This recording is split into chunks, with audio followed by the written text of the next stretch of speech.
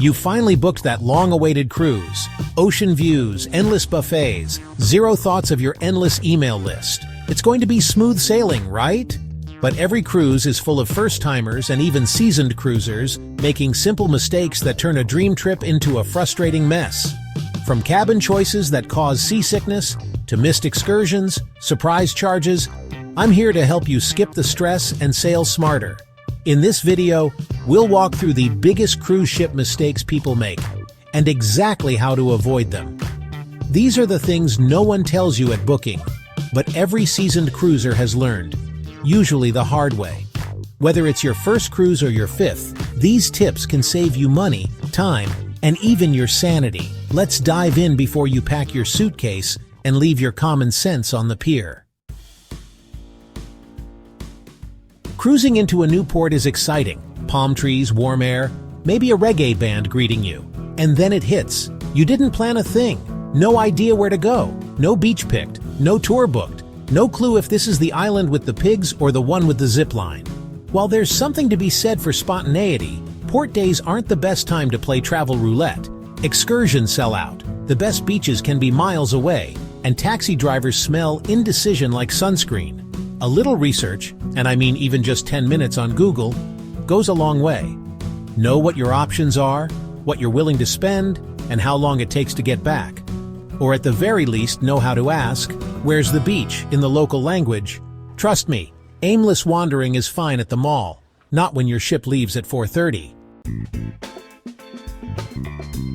Cruise lines love to say you can sail with just a birth certificate. And sure, that works, until it doesn't. If something goes wrong in a foreign port, say a medical issue, a family emergency, or even just a missed departure, you'll be in a mess without a passport. You'll need to find a U.S. embassy, file emergency paperwork, possibly wait days, all while your cruise ship is sailing merrily into the sunset. With a passport, one ticket, one plane ride, and you're home.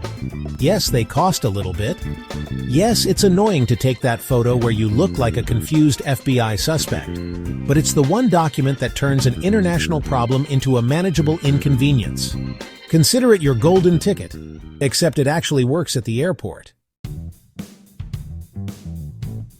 Cruise lines are amazing at many things, but short hold times and easy changes, not so much. That's where a travel agent comes in. And no, they're not outdated. They're your cruise concierge, price watchdog, and middleman between you and that dreaded call to customer service. Good agents don't cost you extra. The cruise line pays them. But the time and stress they save, that's priceless. They can reprice your cruise if it drops, help you decide between early or late dining. And when your cousin decides last minute to join your cruise, they'll add her, not you. Plus, if anything goes wrong mid-trip, you don't get stuck fighting the good fight alone. You get to text someone else and say, "Handle it." Now that's luxury. Let's be honest, not every port calls to every traveler. If you're not into snorkeling or beach lounging, a week of tropical islands might feel repetitive after day 2. Likewise, if cobblestone streets and Roman ruins aren't your thing, maybe save Europe for later. Also, and I say this with love, those 3- and 4-night cruises, they're a whirlwind. You just learn where the buffet is. And suddenly you're packing to leave. Longer cruises, 5 to 7 nights, offer more time to relax, get your bearings, and actually enjoy the ship. And picking ports that excite you means you'll look forward to every stop, not just count the days until disembarkation. Don't just go for cheap, go for "I can't wait to get there." Yes, every cabin gets you on the same ship, but not every cabin gets you the same experience. If you're sensitive to motion, skip the forward and aft cabins and stick to midship. It's steadier, quieter, and closer to most of the action, without the 3 a.m. nightclub vibrations. And if you're claustrophobic, maybe skip the inside cabins this time. Even 20 extra square feet can make a huge difference when you're sharing with a spouse, a suitcase, and 3 pairs of snorkel fins. And while a balcony isn't always necessary, it is nice to have your own slice of ocean view. Just don't book the cheapest cabin and then spend the whole week wondering if you made a mistake. Peace of mind is worth the upgrade. Main dining room food? Solid. But Royal Caribbean's specialty restaurants? Next level. Whether it's a perfectly cooked steak, sushi that rivals land-based spots, or a chef's tasting menu that makes you feel like royalty, specialty dining is worth a night or two. Some folks think, why pay extra when food is free? But a little splurge can make a big impression. You're not just eating, you're making a night of it. And for special occasions, birthdays, anniversaries, or just making it to vacation, it's a no-brainer. Book early, pick a night midway through your cruise, and enjoy the change of scenery and the extra nap afterward. Not all ships are created equal, especially on Royal Caribbean. Some are packed with bells and whistles, water slides, surf simulators, Broadway shows. Others, a little quieter. And let's say, classic. If you're traveling with kids or grandkids, you'll want a ship with more onboard action. If you're looking for a relaxed couples trip, maybe a smaller, older ship is just right. I recommend starting with the Oasis, Freedom, or Voyager classes. Big enough for variety, refined enough for comfort, and loaded with activities so nobody gets bored. Not even your 13-year-old grandson who doesn't do cruises. Royal excursions are convenient, yes, but they're not the only game in town. Third-party tours often cost less, offer smaller groups, and give you more personalized experiences. Plus, you're not shuffled around in a bus with 45 strangers. You can zip line, snorkel, hike, all with someone who actually grew up in the area. That said, if you're doing something that ends close to sail-away time, stick with the cruise line. Otherwise, go off the beaten path. Your wallet and your camera roll will thank you. We love good service, we love tipping, but what we don't love, accidentally tipping twice. Most onboard purchases already have gratuity added, usually 18%, but the receipt will still have a blank tip line. It's sneaky, it's habitual, and it adds up. Check your receipt before adding extra, and if someone really goes above and beyond, go ahead and tip more. Just do it because you want to, not because you didn't read the fine print. You might think you're saving money by flying in the morning of your cruise, but if your flight's delayed, your ship waits for no one. Weather, mechanical issues, or airline chaos can turn your vacation into a horror story. Veteran cruisers know the rule: fly in the day before. Spend the night near the port. Relax. Sleep in. Start your vacation on time. Not running through the terminal like a contestant on The Amazing Race. You didn't come all this way to miss the boat. You packed 5 formal shirts and 3 pairs of sandals. But no sunscreen, toothpaste, or the meds you always take after dinner.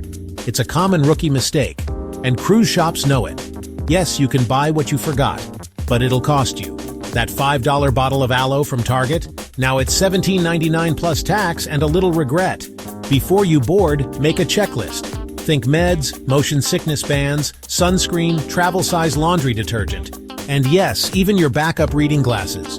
Your cabin doesn't come with a CVS in the closet. And that gift shop? It's not exactly budget-friendly. Many first-time cruisers spend the entire week orbiting between the buffet, the pool, and their cabin. It's easy to miss half the ship, especially if you don't take time to wander early on. From quiet lounges to adults-only pools, hidden hot tubs to late-night pizza stations, there's a lot tucked away beyond Deck 5. And that cafe you discovered on Day 6? Yeah, it was open the whole time. Take a walk on embarkation day. Check out every floor. You might stumble upon a perfect reading nook or a bar with 0 lines, while everyone else is at the main pool fighting for deck chairs.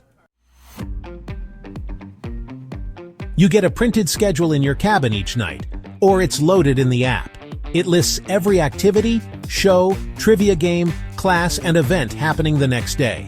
Many cruisers never read it. They wake up, wander around, and miss all the good stuff.